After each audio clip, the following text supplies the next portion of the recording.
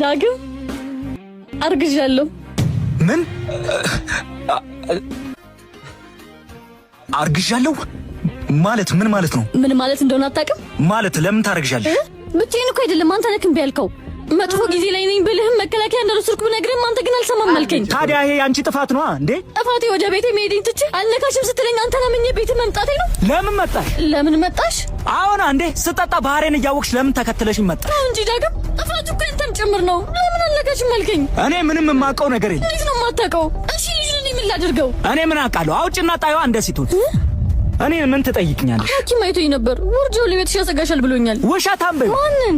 ሐኪሙን። ውርጃው ለህይወትሽ ቢያሰጋ ኖሮ አዲስ አበባ ውስጥ አንድም ሴት ለአመል ባልታይሽ ነበር። በቃ ይሄው ነው የምትለኝ ነገር? እና አበጀሽ ጥሩ አርግሽ እንድልሽ ነበር። አመሰግናለሁ። ደህና ሁን። አንዬ እንደዚህ ነው እንዴ የምትደነግጪ? እኔ እናት እህትሽ እኮ ነግራኛለሽ። በጣም ደስ ብሎኛል። አንተ እንደዚህ ታደርጋለህ? ያው ተዋናይ አይደለም